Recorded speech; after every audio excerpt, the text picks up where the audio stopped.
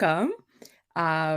Good afternoon. My name is Josie. I'm the co-editor in chief here at Sayaspora, and I'm super stoked to be here with the lovely Kim Knight, and to kick off this event, making your way up the event.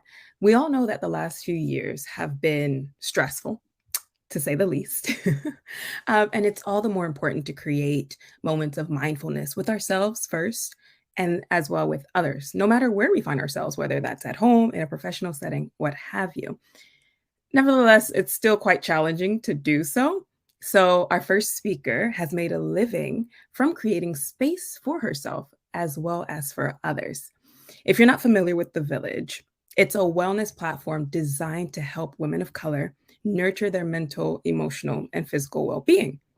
Kim Knight, our first panelist here, is in the business of reframing what it means to be well. And we're all the better for it, Kim. Without further ado, allow me to welcome Kim Knight. Kim, welcome. Thank you so much for joining us for this conference. Thank you so much. I'm really happy to be here. Yes, I am so excited because before we jump into this conversation, we're actually going to take a moment of wellness, a moment of just intention setting, and a moment to just sit and meditate. So please do what you do best and lead and guide us in this. Thank you so much. Thank you for that beautiful introduction. Hi, everyone. Before we get a moment to kind of check in with each other through this conversation, I'm going to invite you to check in with yourself. And we're going to do that through the practice of meditation.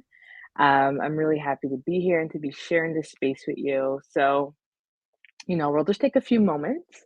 Now is the perfect time if there are any distractions you wish to limit, things like maybe closing the door. That's something I have to do because I am in a family home. Maybe it looks like silencing a device, putting, your phones on silent or vibration, or maybe it looks like plugging in some headphones. So that would be a great time to do this. And for this meditation, I'm going to encourage you to find like a comfortable position. You can either stay seated, if you have access to a bed, a couch, somewhere that you can lounge on, a floor, a carpet, feel free to lay down. You can even grab some pillows or blanket, like anything that's going to help you feel comfortable and in your body for the next hour, really. I am a big lounger, so anything to make me feel comfortable is what I'm going to do. So I'm always going to encourage you to do the same.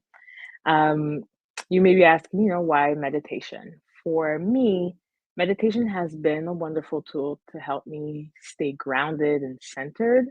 I think Josie mentioned earlier really well that there's just been a lot going on, right?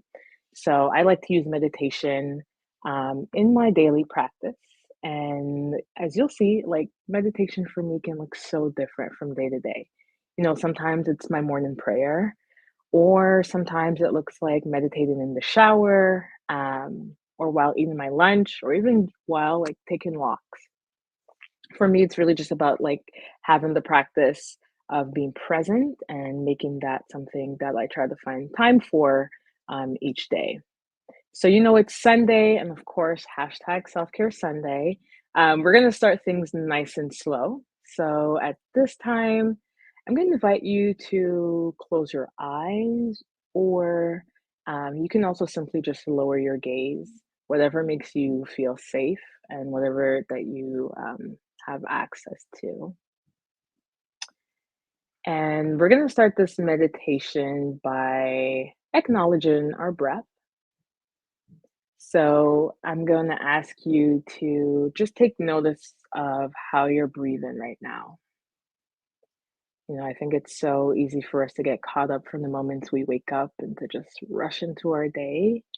So taking some time to just notice your breath, that you're breathing in and out, is something that you can do as a form of meditation as well. Now, over the next few minutes, I'm going to take you on a journey. We're going to go through a brief body scan. We're going to start from our head and go straight down to our toes. And I'm just going to ask you to Listen to some of the cues that I'm sharing, but of course, in this practice, you do always have the gift of choice. So I want you to choose what's best for you. So, starting with your head, I want you to kind of take some time to notice what are any sensations you may be feeling. Sensations can include things like buzzing, tingling, any pressure, any tightness, or anything else that you may be noticing. And while we're doing this scan in the moments of breaks and pause, you can always come back to your breath. So just noticing how you're breathing and trying to find your rhythm while doing this. Now, can you relax your eyebrows or maybe even unclench your jaw? And again, I'll ask you to bring your attention to your breath and the way that you're inhaling and in your exhale.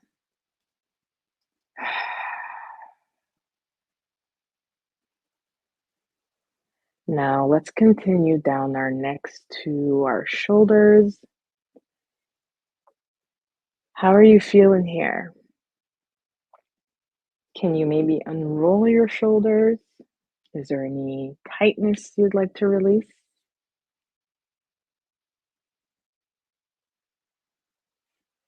And of course, by now you may have encountered some thoughts about, plans for the rest of your day or maybe plans for your upcoming week. Anytime that happens, I'll invite you to bring yourself back to this moment. But do know that that's completely normal. One of the gift of meditation, of course, is, helping us stay in this moment and recognizing that everything you need right now is present. So continue taking those deep breaths in and those exhales out. Again, gift of choice. You may be exhaling through your nose, you may be exhaling through your mouth. Do what feels good for you. Now let's continue to our chest and our torso and our backs. What are some things you may be feeling here? What are some of the sensations?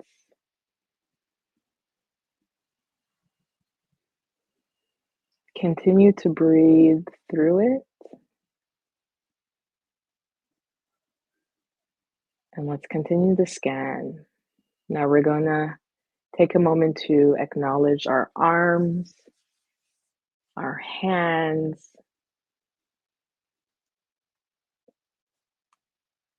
our fingers. Is there anything that you can release here? Do you have a hand that's maybe formed into a fist? Is that something you can unclench and then release?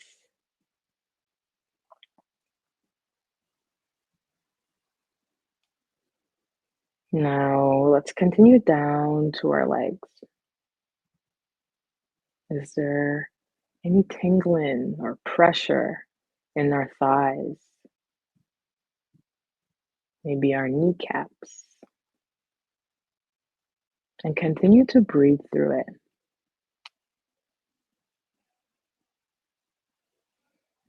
And coming down from your kneecap all the way down, getting down to our feet and some of our toes.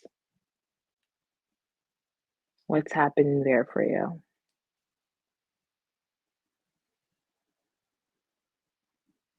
Now we're here today, not alone, but showing up as a community, even though some of us are virtually connected. So I'm going to invite everyone to take a deep breath together. Okay. So let's take a deep breath in through our nose and slowly breathe out through our mouth.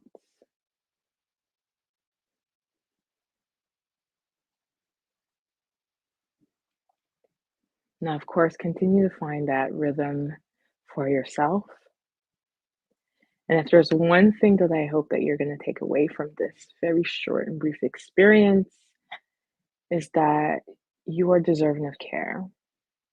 You're deserving of spaces that support you, and you're deserving of relationships that nurture you. Sis, today you're here, particularly because this is a village. And this is a village that will always remind you that you deserve to be well. So when you're ready, slowly open your eyes or lift your gaze. And thank you for being here and being present.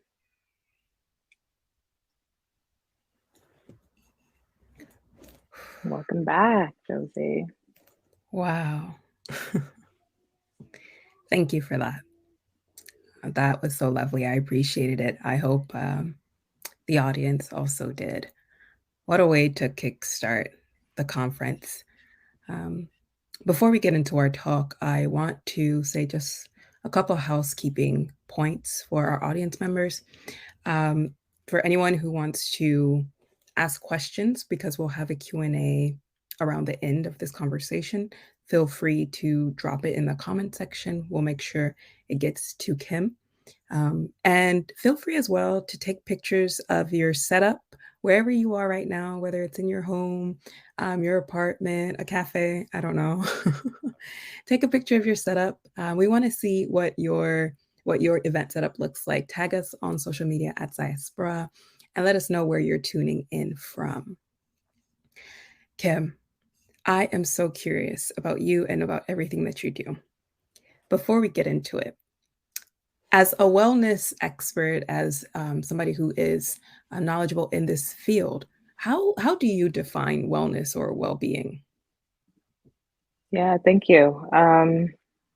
So thank you so much. I don't consider myself an expert, and I'll always say that. But for me, well-being is at the intersection of so many different things, right? Mm-hmm. Well-being, wellness.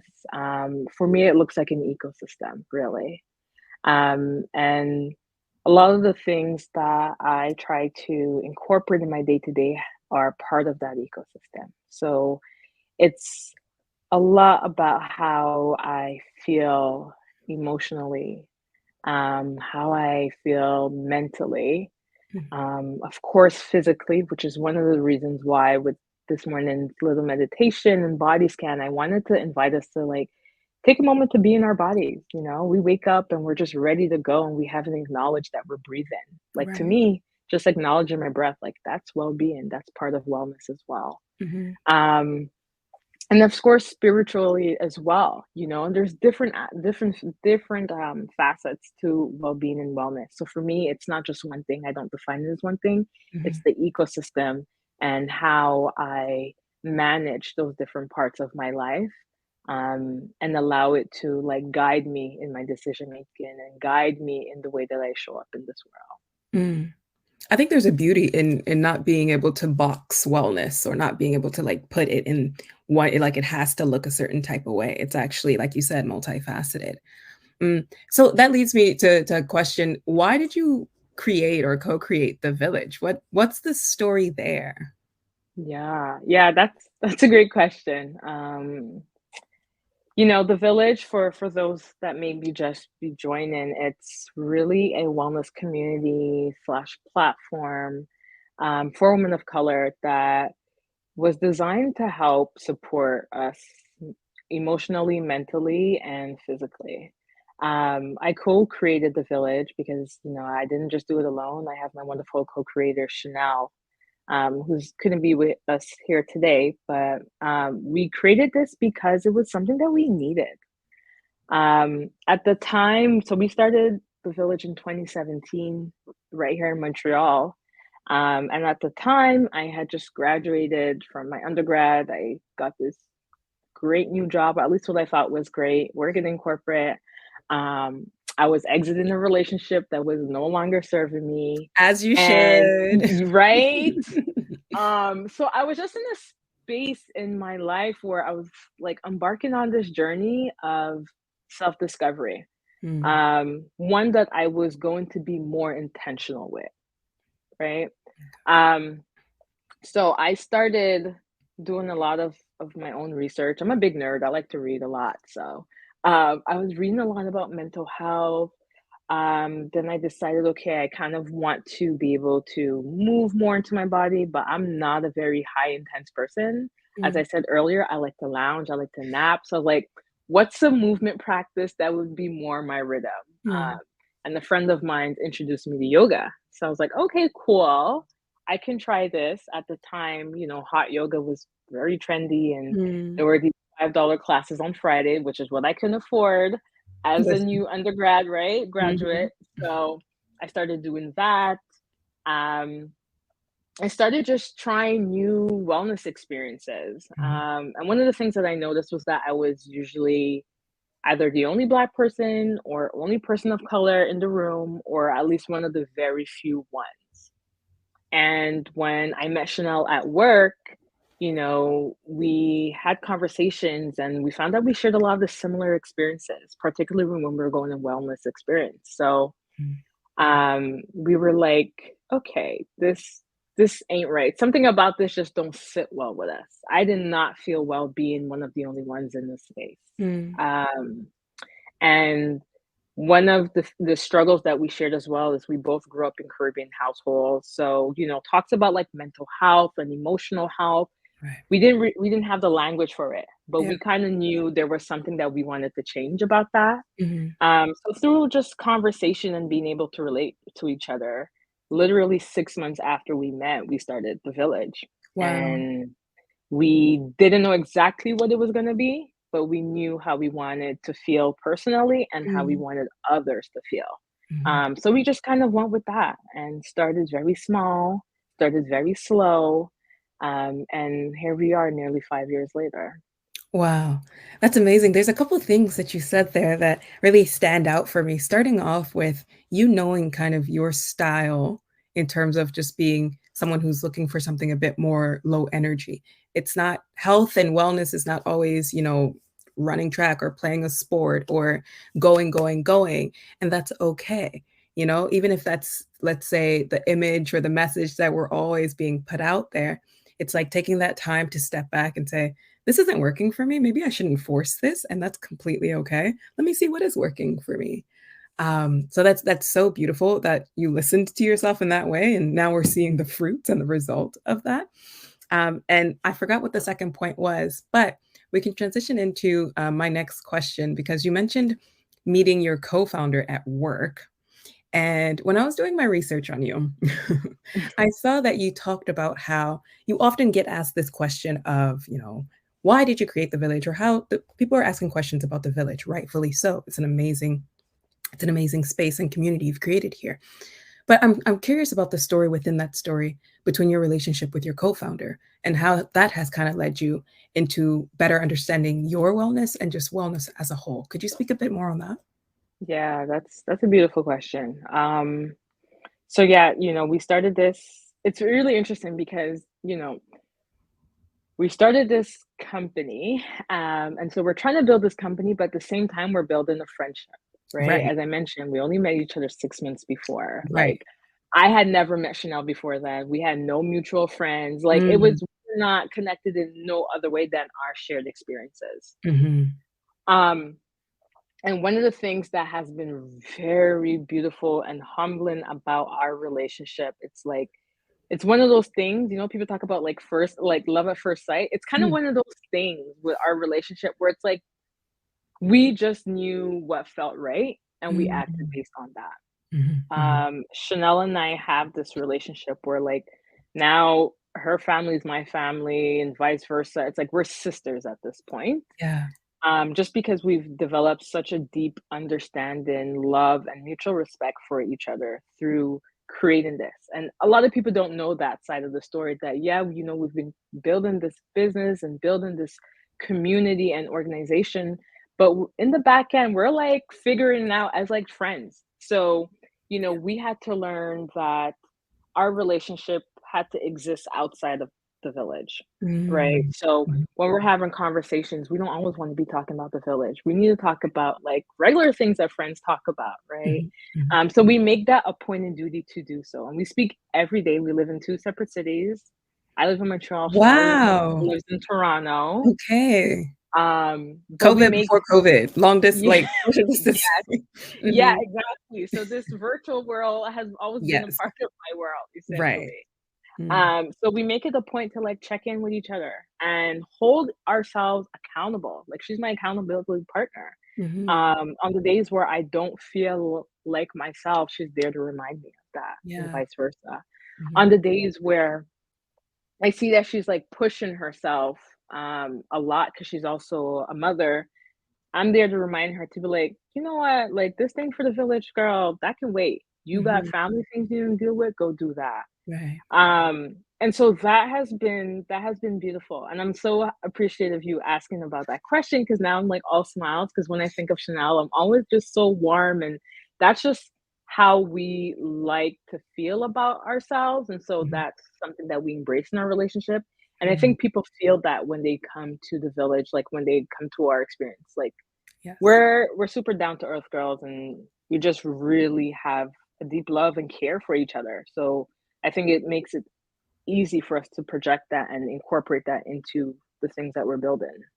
I would wholeheartedly agree. Honestly, anything and everything that I've heard about the village has resonated. It's the spirit or the aura around it has always been open and welcoming. It's so beautiful to hear that about your relationship with your co-founder. But what would you say the village community as a whole has taught you over the years on the importance of well-being? Oof, that's a loaded question because I feel like it has taught me so much. Mm. One of the things that folks will hear me say very often is like, the village has saved me. Mm. Um, So as I mentioned, I grew up in a Caribbean household, Jamaican parents to be more specific. Mhm. And I had such a beautiful childhood experience and really developed an appreciation for home. And it's probably why I'm such a homebody now because Mm. I feel like it's always been a space that has been safe for me, thankfully, although Yeah. I know that's not always everyone's experience. But there still was a lot of things in my household, some tools and language that I was not equipped with. Yeah. And I feel like that's where the village has kind of morphed into and has taken place in my life is like being able to provide me with some of the tools and language that I did not receive at home. Mhm. So it's like the village has become a home away from home. Um, and particularly when I talk about language and even confidence, like just it's given me those two things to advocate for myself, right? Yeah. To say some of the things that I'm able to say now, to show up in the way that I show up now and like ask for some of the things that I want to. I feel like if we didn't have the village, I don't think I would have been here. Like I don't think I Mm. would have gotten that confidence that Mhm. I am so thankful for. Um it also taught me that well-being is a journey. You talked a little bit about like how sometimes wellness and well-being is packaged and sold and like, okay, do this activity or do Mm. that or go Mhm. to therapy that like, but at the same time it's recognizing that like there are these ebbs and flows to life and Mm. that even on the days when you feel like you're not well, that's okay because Yeah. that's part of the journey and Yeah. those are things that are just going to happen. Mhm. um and I feel like particularly as a black woman, as a woman of color, we're always kind of placed in this role or forced to be like strong and like get things done and like take care of everyone. And I feel like the village has allowed me, it's given me space to be soft. It's given me space to not be strong, you know? So those Mhm. are just some of the things I feel like our community has helped with because being able to meet folks from almost all over the world through the village has taught me a lot about some of those elements and helped me kind of be like, okay, well, how do I want to define wellness? How do I want to be well-being? And just inspire me overall. Yeah, that's so beautiful, and it's amazing to know that these skills and these talents and these things that you pick up, they go with you basically for the rest of your life, wherever you find yourself. The moment that you learn to advocate for yourself in one instance, I think it's kind of like a light bulb coming out where you're like, wait a minute. Oh, this is possible. Oh, new level unlocked. So it's not to say, Exactly. yeah, it's not to say that it gets easy, because when you get to that next level, it's like, oh, wait a minute, you start shaking a little bit again, but Something else gonna come up. As you right, figure one thing out, something else about to come up. it Best always believe. does, because life loves to test us, right? Yeah. Yeah. But it's amazing to know that once you have these tools, right? There's certain tools that people cannot take away from you externally. You can Yeah. continue on with it in this journey, especially as you mentioned, being a woman of color, right? Being a Black woman trying to navigate aspects of this world, aspects of this system that Yep. is intent on, just keeping us at a certain level. It's not easy, but it's possible. For the longest time, the mainstream message was that vulnerability is a weakness, right? Especially within a professional context. If you want to be vulnerable, people can use that against you. To what extent would you say should vulnerability be valued in the job market? Um, so vulnerability for me, I think that it's something that is often overlooked. Mm, It's also something that is, more seen as like a weakness. And that's a problem, particularly mm, for someone like me.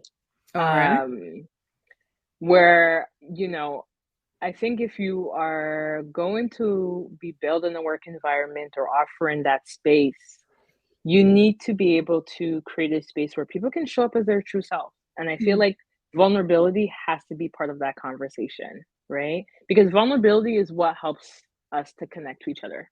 It's what helps us to show up and say, hey, here I am. This is who I am. So on the days where you can say, you know what? I don't know how to do this. Can you assist me? mm, Whether, in the workforce, um, vulnerability does that, right? And I think if vulnerability is not valued, um, then folks can't feel comfortable, can't have that space, don't feel safe to do those things. They don't feel safe to ask for help. They don't feel safe to ask for a deadline extension on a project. right. They may not feel safe to say, hey, I have some things going on in my life outside of work and I need to take a day off, or I Mm, can't handle this right now, mhm. without the fear of being judged. And I just don't see how much longer us as humans can actually live like this. Like, I don't see it. Mhm. It's not sustainable. They like to have this conversation about like things that are sustainable. Well, vulnerability is something that has to be sustainable, and it has Mm, to be incorporated within the workforce, within the job market, within the cultures that are being developed in companies. mhm. So it's something I think we do need to have more of a conversation about, because we cannot possibly continue to be human without vulnerability. Yeah. As someone who is looking to include vulnerability in, like, her toolkit, how how would you say I should go about doing that? And I'm speaking as, like, a representative of our audience members. Let's say, again, weren't raised in a home that was particularly open in terms of being able to speak openly, Yeah. whether that was, like, welcomed or encouraged, let's say it wasn't. So, you're just now coming to terms with the value of vulnerability. But again, it's not easy. So Yeah. how can someone build vulnerability personally, but as well as professionally? Yeah. So I like that you say build, because essentially it's a practice, right? Mm, And so knowing that it's a practice, know that you will get things wrong, mm, or not necessarily wrong, but you may not have the desired outcomes in your practice, right? mhm, So I meant a while ago, I mentioned like having finding this or being in a space that allows you to say to a boss, to a manager, to a supervisor, hey, I don't know how to do this. Can you assist me? yeah. Right? Vulnerability doesn't have to, it's in the small things. Mm, So once you kind of recognize what are some of the things you need, if you're working on a project, do you need help to do certain things? mm, Are there other resources you need help to do better at your job, or just do better as an individual, right? Right. I think vulnerability exists in those small things. Mhm. So it's a matter of finding what are the things that it is that you need. And not only need, what are some of the things that you desire? Because Mhm. we're allowed to have these desires. Right. And then going about asking for those things. Mhm. Again, it's a practice, right? You may ask and it may not be well received by the person who you're asking for, Mhm.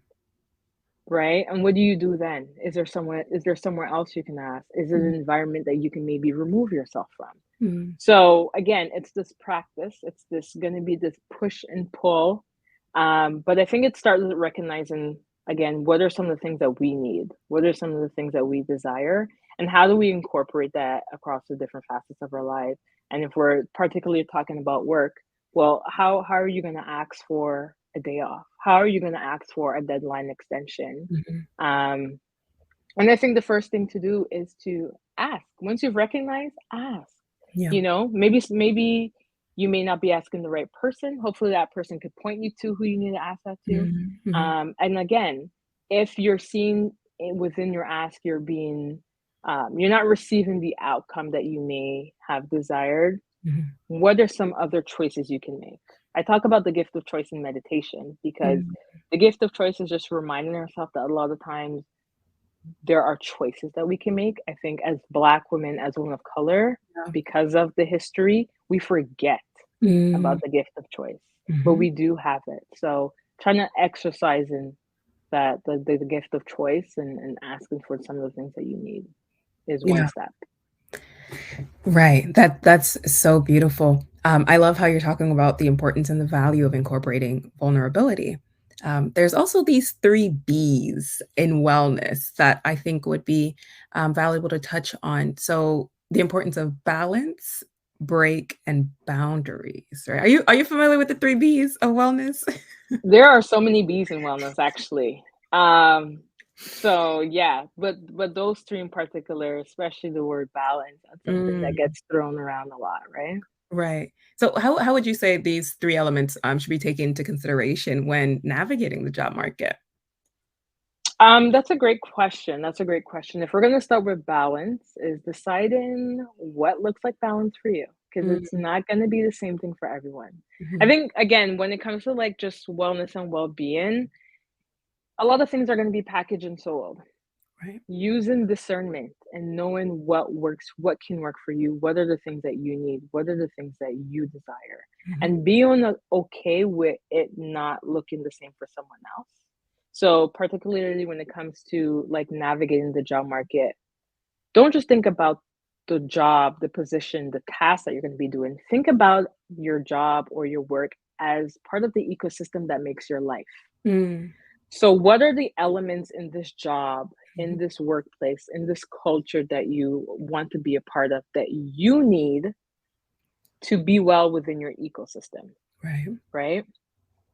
What are some elements? So, for instance, I talked about napping, and that's something I talk a lot about. Mhm. Um, I know that I need a particular work schedule Mm, that's going to allow me to nap the way that I need to nap. mhm.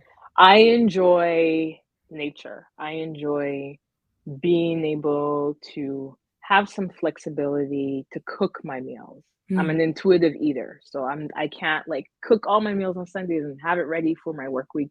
It won't work. I'll waste the food. I won't eat it. mm, mhm. So I know that, navigating the job market, I need to look for a position that's going to provide me with that type of flexibility, right? So when you think of balance, think about how your job and market is gonna, how the job that you're on the market looking for is going to align with your life, not the other way around, not how Mm, you're going to align with that job. It needs to come in line with you, right? mhm. So that's how I would navigate when it comes to balance. What are some of those elements that you need?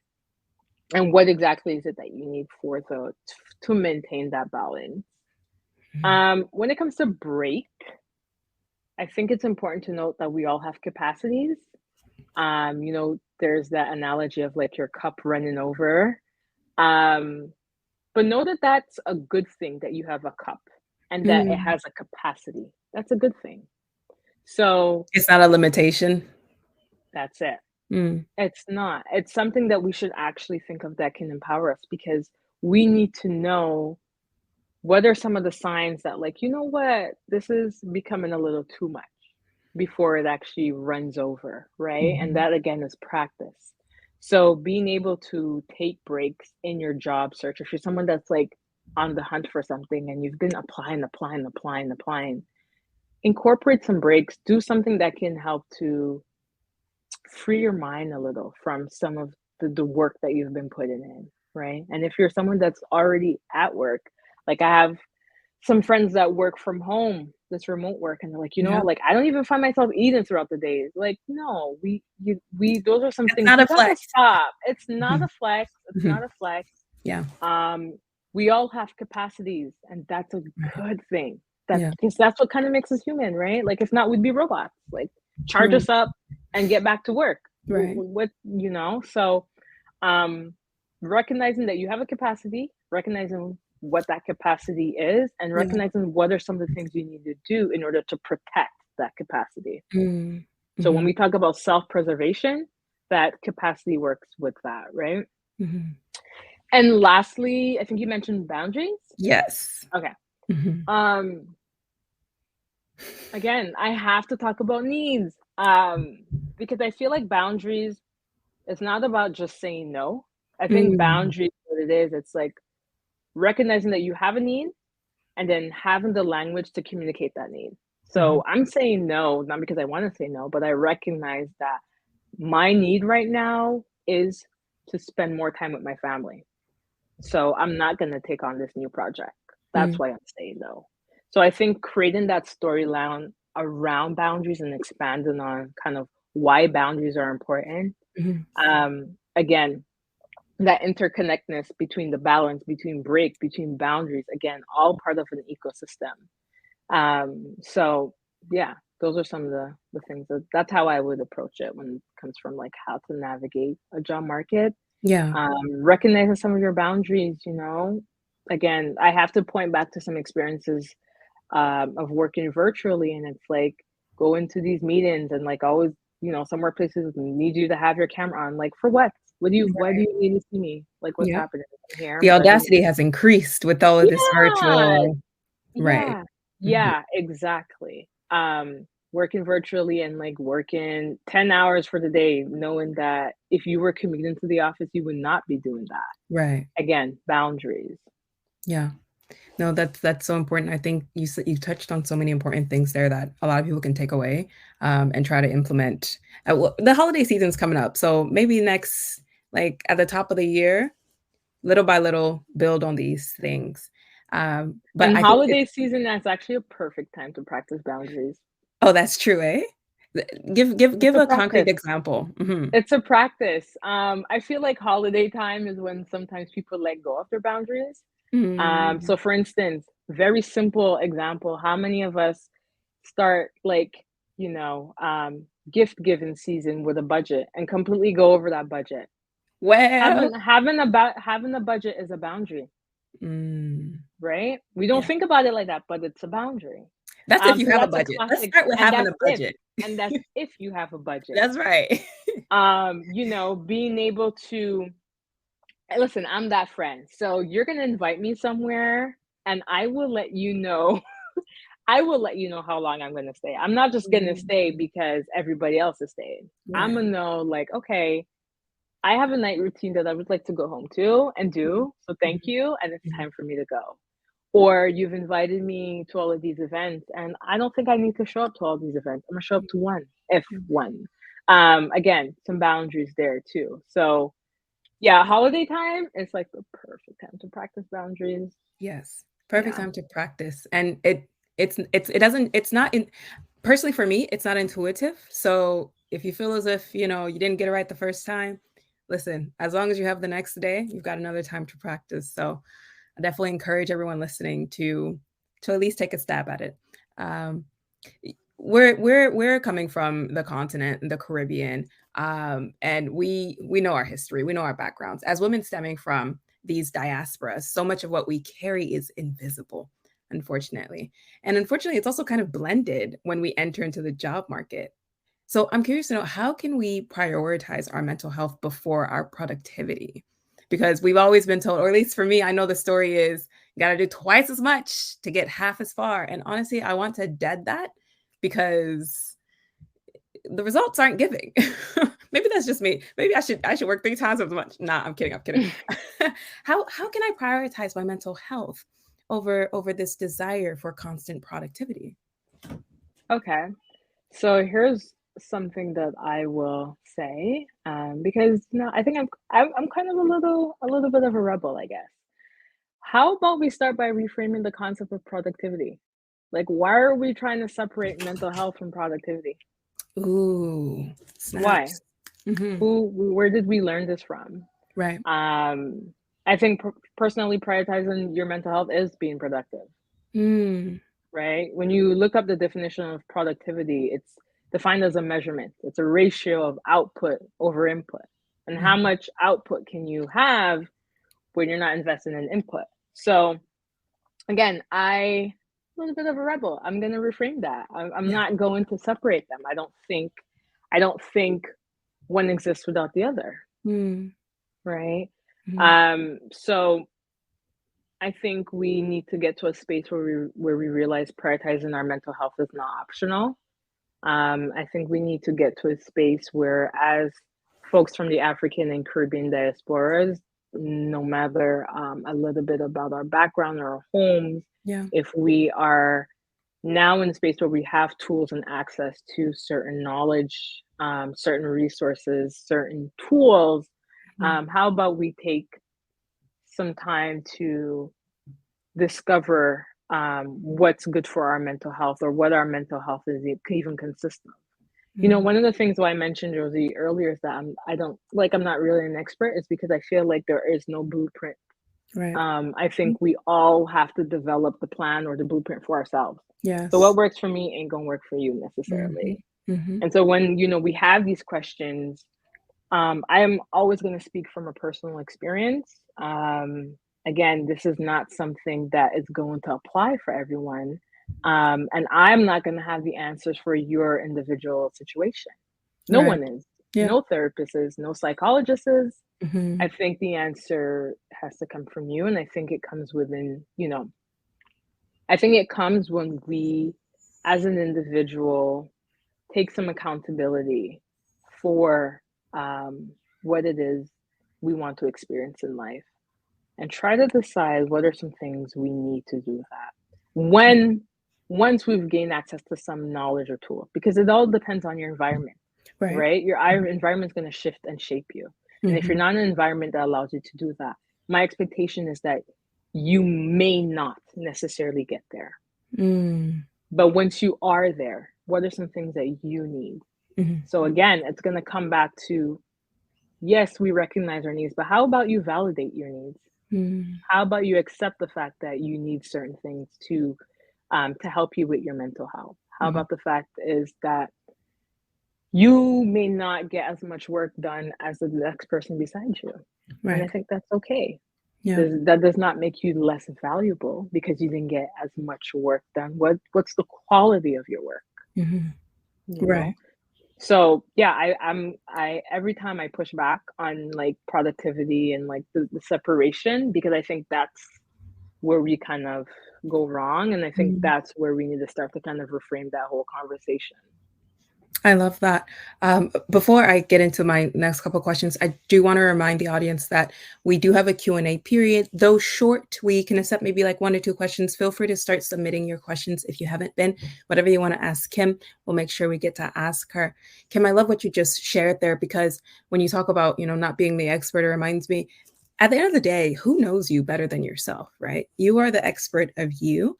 And it's important to remember that in all facets, all aspects, especially when it Yeah. comes to wellness and listening to your body.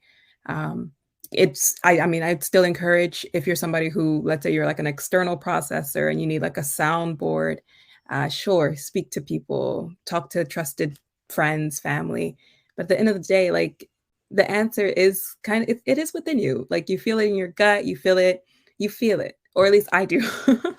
Yeah. And so I As needed you that should. reminder. Mhm. As you Um, should. Feeling is good. yeah. Feeling is needed. Yes, and something else that I think is needed is play. I noticed the village has this game. It's called Just Checking In card game. So with that game, it makes me think: is there space for play, wellness, like play and wellness and productivity? Could you speak a bit more on that? Yes, actually there is. And Mhm. it needs to be done more. Mm, Um, I'm someone who tends to, and I kind of feel like I've always been this person, where play has been like prioritized in the way that I take care of myself. So like self-care routines or something like that. mhm, And that can look different. Whether it's like doing some outdoor nature adventure or whether it's like having some paint nights or game nights with friends and family. mhm, So just checking in is a wellness card game that we recently launched. And it's essentially a card game of it consists of 50 cards that allows you to check in with yourself and the people that matter. mm, And so it's a card game that can be played alone or you can play with others. And we developed this card game because what we were realizing in our village community and based on our personal experience, Chanel and I, is that one of the things we needed the most was language to mm, um, mhm, express some of the things that we were going to. So this card game, it is here to ask questions to allow folks to play and allow folks to go through things together and ask themselves some things they haven't taken the time to do that yet, right? So that's what this card game is about. It's developed and designed into 3 different levels. We start with like some foundational questions, then we move into some relational questions on how you relate to others, and then we end with an evolution questions and some things mm. on, where you would like to see yourself. So it's great. We're gonna drop the link in the chat for those that are interested in learning more about it. So plays a big aspect, and I think pleasure, play, those are things we need to dive more into. Mm. Um, Listen, if we had more time, we would get into that other part of the conversation right? Exactly. because yes, I snaps to that. Before we head into our Q&A, I just have one final question for you, Kim. You're a Black woman. You influence us as well to take better care of our health. But how do you take time to take care of yourself in moments of uncertainty, COVID-19, 2020 to 2022, but also in moments of change, which is constant? Okay. If I'm gonna give any advice today, Mm, one of the things I'm gonna give advice on, because I'm consistently reminding myself of this, is like have some compassion, have some flexibility within the way you care for yourself. I think we need to like step away from these rigid ideas of well-being, these rigid ideas of like self-care. mhm, So if you're someone who has decided to start a new nutrition journey or a new physical wellness journey, give yourself some compassion and flexibility to like get to where you want to get to.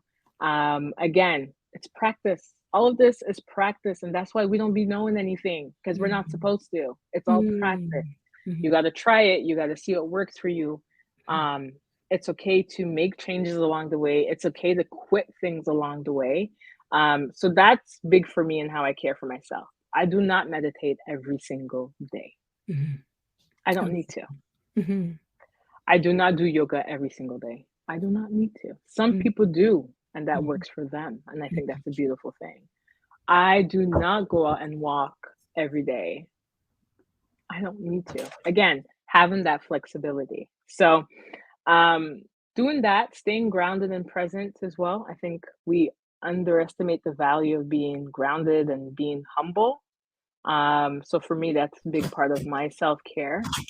And then the last thing I'll say is like, how can we engage more in supportive and nurturing relationships? mm, So, friends, romantic relationships, family, relationships with folks that we work with. What are some ways that we can kind of engage in things that are more nurturing for me, all of the relationships in my life right now are nurturing. If Wow. they're not, they have to go. I can't. It's just not sustainable for me. So Right. those are some of the things that I do. I mentioned before, I'm a napper. I like to cook. I do the simple things. It's the simple things for me. I don't. Yes. Yeah, it's simple. Amazing. And real quick, before we wrap up, I do want to throw this question at you from Fatima Terhinil. I'm so sorry for mispronouncing your name, but she's commented and she said she loves that you're a rebel. She thinks that she is too. We love rebels over here, Fatima. But she also said it's very hard sometimes. And in those moments, she wants to know, where do you draw your strength to continue on your journey? Fatima, thank you so much for the question. Some days you're not gonna have the strength, hun. Some days I do not have the strength. And I think allowing some of those days to exist when you don't have the strength are what's needed. So allowing those days where you really don't know what you're going to do about certain situations to show up. And again, having that compassion to be like, you know what, I got to think about this another day, or I got to do this. I need to make a decision another day. Again, if that's what's available and accessible to you. Um, I don't think that there's any particular way of like finding your strength. I think maybe if anything, finding your strength is kind of recognizing that some days you're not going to have it and just allowing it to show up when it needs to again. Amazing. Amazing. Well, Kim, thank you so, so much. You dropped so many gems. I hope people were able to take notes, but if not, I believe that this video will be up shortly after the conference. Thank you for joining us and allowing us kind of into your space and just showing us what wellness looks like in a professional context. Thank you everyone for joining. I hope you enjoyed, and I wish y'all a lovely rest of the conference. Thank you, everyone. Thank you, Sayaspora. I love this.